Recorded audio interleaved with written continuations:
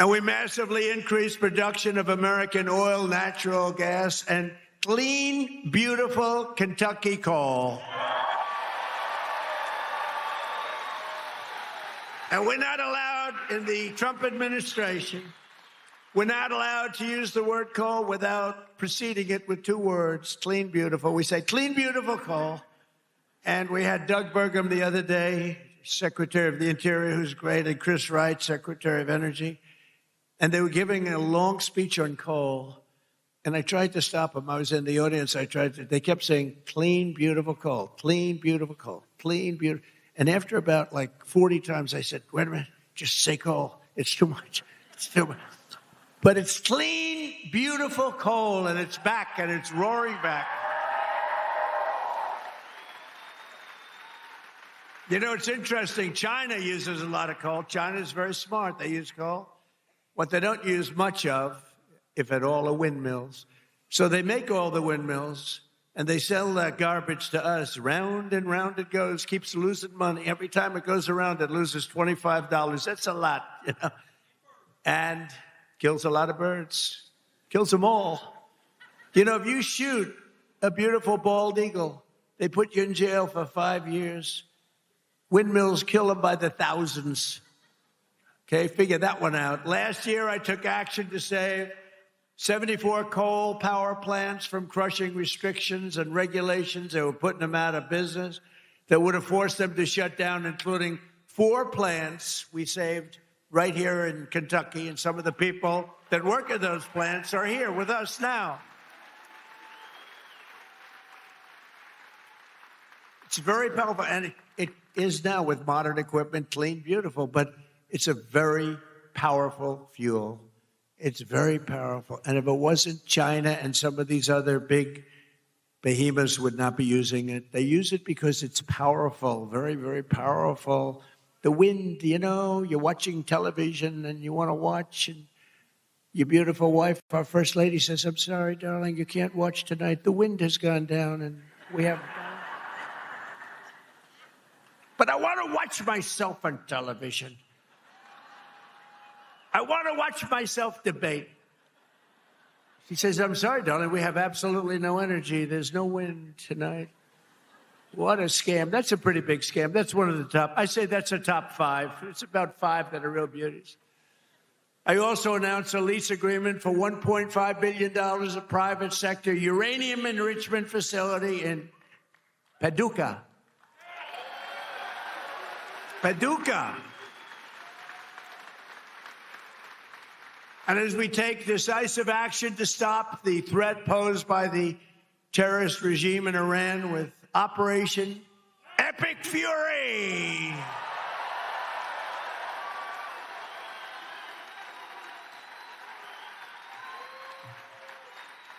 Is that a great name? Well, it's only good if you win. You know, you can only do. And we've won. Let me tell you, we've won. You know, you never like to say too early you won. We won. We won the bet. In the first hour, it was over. But we won. But they gave me a list of names at General. Sir, you can pick the name you'd like, sir. I said, the name of what?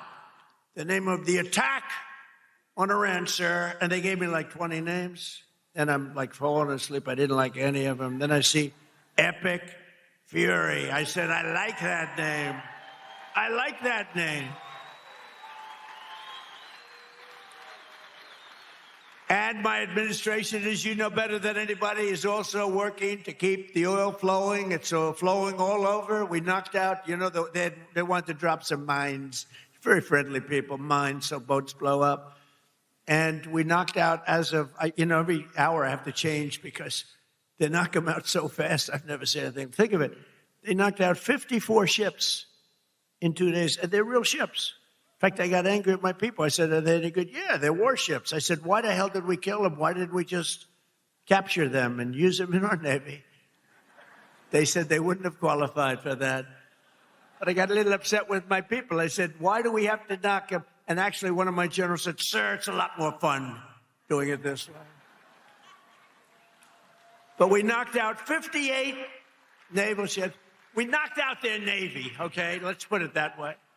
But they also knocked out the mine layers. They call them mine layers. They put mines in the water. Lovely job. Isn't that nice? Blow up ships. And we knocked out 31 of them. And, I was very proud of myself. I said, why did you use the weapon that we use on the drugs that come in by sea? Do you know that drugs by sea are down 98%?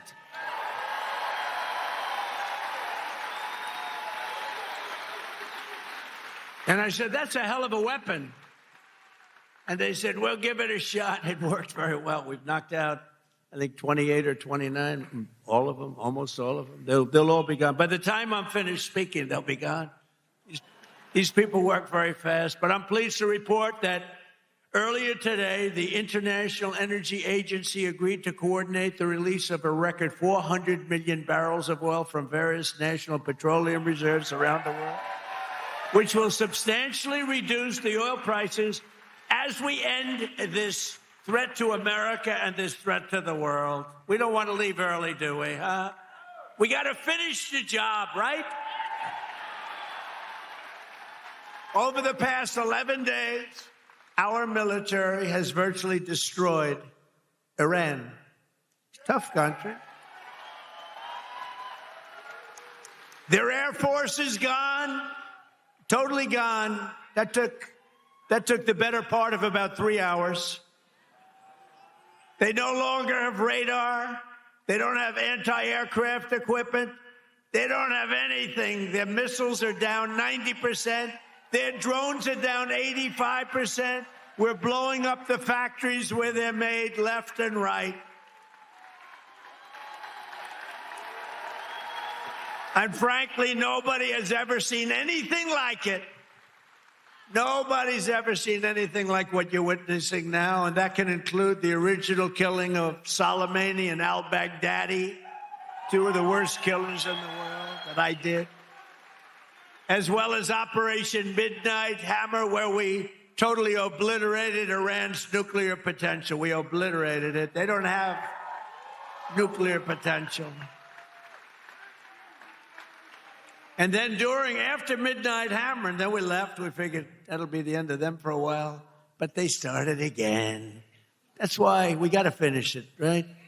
We don't want to go back every 2 years. And that's because, there'll be some day when you don't have me as president. You'll have perhaps you'll have a weak, pathetic person like we've had in the past, mostly all.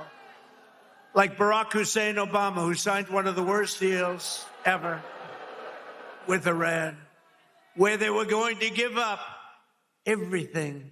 Remember when he filled up a 757 with billions of dollars of cash and sent it to Iran? Billions. People forget that. That's when I realized the presidency is very powerful. When you could put over $1 billion in an airplane and fly it over and give it to a foreign country that's your enemy. How stupid was that? But that deal, the Iran nuclear deal, gave them the right to have a nuclear weapon as of 3 years ago. If I didn't terminate that deal, I terminated it very quickly. If I didn't terminate that deal, they would have had nuclear weapons, and this world would right now be a different place, much different place. Believe me. And then Biden, he came along. He had no clue. He didn't know what the hell he was doing. But what they did was incredible. Everything they did was wrong. Think of it. Afghanistan, the most embarrassing day in the history of our country. Embarrassing. Information. Truth. Is freedom. Is Newsmax. It's real news for real people.